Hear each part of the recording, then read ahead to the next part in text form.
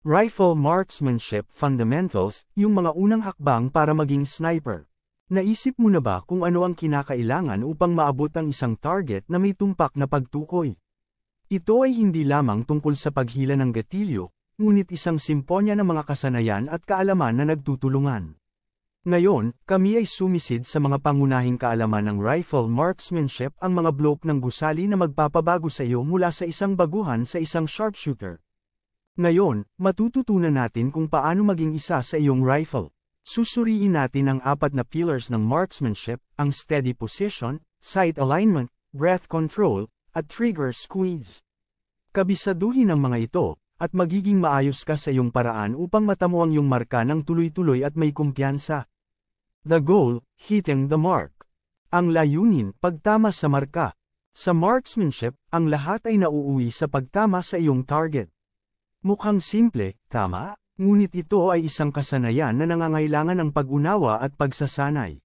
Marami ang napupunta sa paggawa ng perpektong shot na yon, ngunit ang ilang mga bagay ay nananatiling pare-pareho. Ang iyong paninindigan, halimbawa, ay mahalaga. Isipin ng isang Marawi Siege Scout Sniper, na nakahawak sa kanilang rifle sa isang lihim na posisyon. Ang kanilang kakayahang maging isa sa kanilang sandata ay ang uri ng katatagan at focus na gusto natin. 4 Fundamentals in Rifle Marksmanship. 4 na fundamentals sa rifle marksmanship. Bago natin hawakan ng isang rifle, kailangan nating makabisado ang mga pangunahing kaalaman. Mayroong 4 na pangunahing dapat tandaan. Steady position, panay na posisyon, ang isang magandang paninindigan ay ang iyong pundasyon. Mag-isip ng isang scout sniper, grounded at balancing, handang hamampes. Iyan ang uri ng katatagan na kailangan natin. Sight alignment, pag-align ng paningin, isipin ang mga crosshair ng isang saklaw na perpektong naka-frame sa iyong target. Ang pag-align ng iyong mga pasyalan ay susi sa pagtama ng iyong marka. Breathing control, pagkontrol sa paghinga, ang iyong hininga ay maaaring gumawa o masira ang iyong pagbaril. Kontrolin ito bilang isang biathlete, manatiling kalmado at nakatutok. Trigger squeeze, hindi ito tungkol sa pag-jerking sa gatilyo, ngunit isang makinis, kontroladong paghila. Isipin ang maisla na pagpindot ng isang pianiste sa mga susi. Kapag pinagsama mo ang 4 na batayan na ito, makukuha mo ang pinagsama-samang pagkilos ng pagpapaputok. Isipin ang isang Filipino Marine sniper sa isang live-fire exercise, maayos at tuloy-tuloy na naabot ang kanilang target. Iyon ang aming layunin. Tandaan, ang pagmamarka ay hindi lamang tungkol sa pagbaril. Ito ay tungkol sa pag-unawa sa iyong armas, pagmaster ng iyong diskarte, at pagtutok sa iyong isip. Sa pamamagitan ng pagmaster ng mga pangunahing kaalaman na ito, magiging mahusay ka sa iyong paraan upang maging isang dalubhasang marksman. Steady position. Panay na posisyon. Tingnan natin ng mas malalim ang unang fundamental ng marksmanship, ang matatag na posisyon. Isipin mo ito bilang iyong pundasyon, ang pundasyon kung saan itinayo ang iyong katumpakan. A steady position, your foundation for accuracy. Matatag na posisyon, ang iyong pundasyon para sa katumpakan. Isipin ang epekto ng isang round na pagpapaputok mula sa isang machine gun.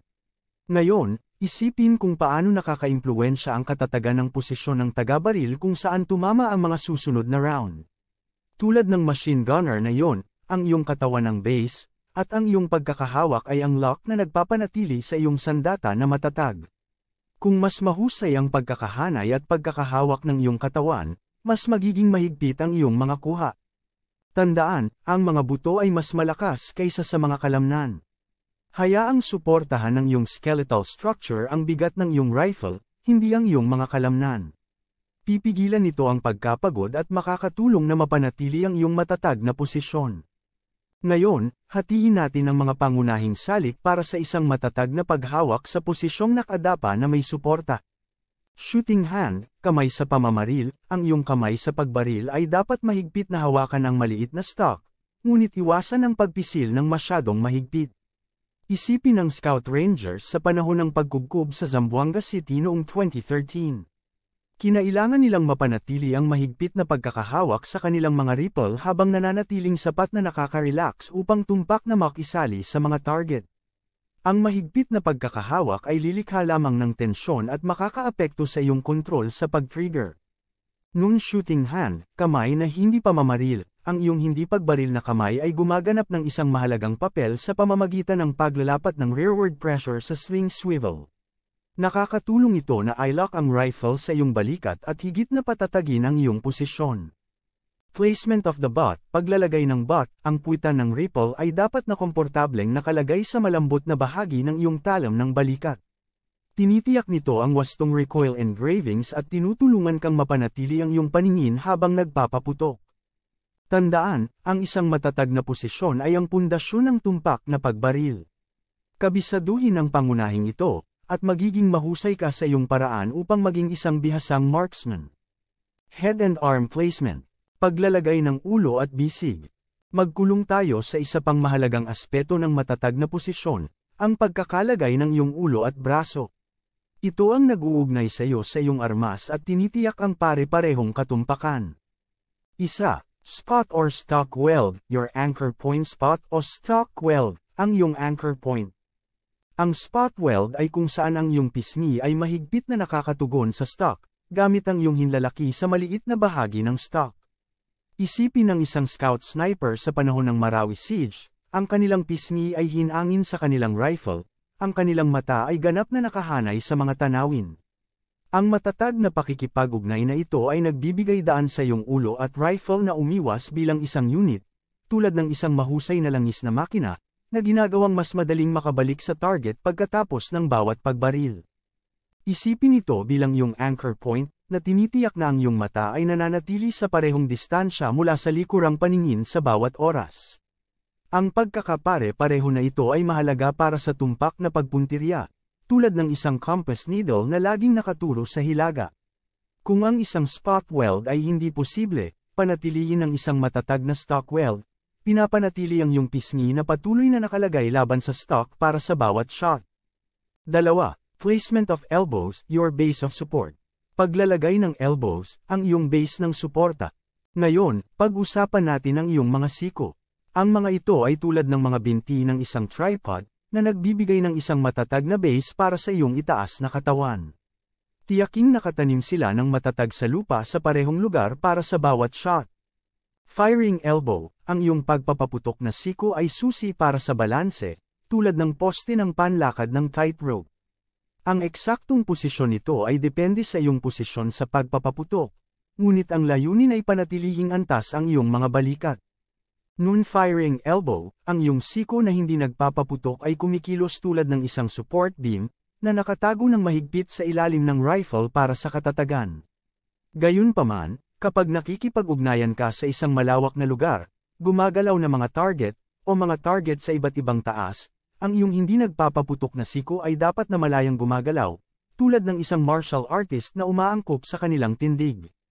Tandaan, ang pare-parehong pagkakalagay ng ulo at braso ay susi sa isang matatag na posisyon. Ito ay tulad ng isang Formula 1 driver na perpektong nakaposisyon sa kanilang upuan, handang tumawid sa anumang pagliko. Kabisaduhin ito, at magiging isang hakbang ka pa sa pagiging isang sharpshooter. Steady firing position. Panay na posisyon ng pagpapaputok. Pag-usapan natin kung paano nakikipag-ugnayan ang iyong katawan sa rifle upang lumikha ng isang rock-solid na posisyon sa pagpapaputok. Isipin mo ito bilang fine-tune ang iyong paninindigan para maging isa sa iyong armas. 1. Alignment of body, pagiging isa sa rifle. Tandaan, hindi lang rifle ang hawak mo, nagiging bahagi ka ng sistema ng armas. Ang iyong katawan ay dapat na nakahanay sa rifle upang epektibong sumipsip ng pag-urong. Isipin ng isang sundalong Gurkha na nakahiga sa gilid ng bundok, ang kanilang katawan ay nakahanay sa kanilang rifle, handang bumaril. Iyan ang uri ng pagkakaisa na aming hinahangad. Huwag matakot na gumawa ng maliliit na pagsasaayos hanggang sa makakita ka ng komportableng posisyon. Tulad ng Filipino Scout Rangers na nag-aayos ng kanilang paninindigan sa gubat, kailangan mong hanapin kung ano ang pinakamahusay para sa iyo. 2. Placement of feet, your grounding force. Ang iyong mga paa ay ang iyong koneksyon sa lupa, ang iyong base ng katatagan. Panatilihing patag ang mga ito sa lupa upang maiwasan ang anumang pag-indayog o paggalaw na maaaring makaalis sa iyong pakay.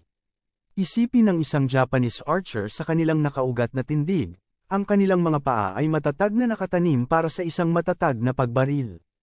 Iyan ang uri ng katatagan na kailangan natin. 3. Placement of rifle to the shooting support, a solid rest. Paglalagay ng rifle sa shooting support, isang solid rest. Gumamit ng shooting support, tulad ng sandbag, upang higit pang patatagin ang iyong rifle. Isipin ito bilang isang bipod para sa isang sniper rifle, na nagbibigay ng solidong platform para sa tumpak na pagbaril. Siguraduhin na walang bahagi ng bar aisles ang humipo sa suporta, na nagpapahintulot sa rifle na natural na umuurong. Bukod pa rito, ang pagpindot sa magazine laban sa sandbag ay maaaring magdagdag ng isa pang layer ng katatagan, tulad ng isang brace sa isang barko sa maalon na dagat. Ang pamamaraan na ito ay partikular na kapaki-pakinabang sa maangin na mga kondisyon o kapag nagpapaputok sa mas mahabang distansya. Tandaan, ang iyong katawan ay isang mahalagang bahagi ng sistema ng armas. Sa pamamagitan ng pagmaster ng tamang pagkakahanay ng katawan, paglalagay ng paa, at paggamit ng suporta sa pagbaril, gagawa ka ng matatag na platform para sa tumpak na pagbaril. Muscle relaxation and natural point of aim. Tingnan natin ang mga huling elemento ng isang matatag na posisyon, relaxation ng kalamnan at natural na punto ng layunin. Ang mga ito ay tulad ng mga pangwakas na pagpindot sa isang eskultura, na pinipino ang iyong paninindigan para sa pinakamainam na katumpakan. 1. Muscle relaxation. Letting your body settle. Isipin ng isang sniper na naghihintay ng ilang oras. Hindi nila mapanatili ang isang tense na posisyon sa buong panahon. Katulad nila, kailangan mong i-relax ang iyong mga kalamnan kapag naitatag mo na ang iyong posisyon. Tandaan kung paano ang mga Filipino Scout Rangers sa panahon ng Marawi Siege ay kailangang manatiling tahimik sa mahabang panahon. Naunawaan nila ang kahalagahan ng pagpapahinga upang makatipid ng enerhiya at mapanatili ang focus. Ang wastong paggamit ng suporta tulad ng sandbag o isang matatag na ibabaw ay nagbibigay daan sa iyo na hayaan ang iyong katawan na tumira. Ito ay tulad ng isang tripod na sumusuporta sa isang camera. Kapag nasa lugar na ito, hindi mo na kailangang hawakan ito gamit ang iyong mga kamay. Ang paggamit ng iyong mga kalamnan upang panatilihing matatag ang rifle ay haantong lamang sa pagkapagod at nanginginig na layunin. 2. Natural point of aim, finding your center. Isipin ang iyong rifle tulad ng isang compass needle. Kapag una kang napunta sa posisyon, ito ay tumuturo sa pangkalahatang direksyon ng target. Ngunit tulad ng isang compass, kailangan mong ayusin ito upang ituro kung saan mo gustong tumama. Doon papasok ang iyong natural na punto ng layunin. Sa wastong suporta at pare-parehong weld sa pisngi, ang iyong rifle ay dapat na natural na nakahanay sa target. Gayunpaman, ang mga kalamnan ay kadalasang nakaka-relax habang nagpapaputok ka, na maaaring maging sanhi ng pag-anod ng iyong layunin. Ang susi ay upang ayusin ang iyong natural na punto ng layunin upang kahit na ang iyong mga kalamnan ay nakaka-relax, ang iyong rifle ay nananatili sa target. Isipin ito tulad ng pag-zero sa isang saklaw, sinisigurado mo na ang punto kung saan ang iyong rifle ay natural na nakapatong ay pareho sa punto kung saan mo gustong tumama. Kung umaasa ka ng maraming target o kailangan mong masakop ang isang malawak na lugar, ayusin ang iyong natural na punto ng layunin sa gitna ng zone na iyon. Mag-isip ng isang tank turret sa isang defensive na posisyon, handang makipag-ugnayan sa mga banta mula sa anumang direksyon. Tandaan, ang isang nakaka-relax na katawan at isang mahusay na nakahanay na rifle ay mahalaga para sa isang matatag na posisyon. Sa pamamagitan ng pagmaster ng mga huling elementong ito, magiging mahusay ka sa iyong paraan upang maging isang marksman na patuloy na makakamit ang kanilang target.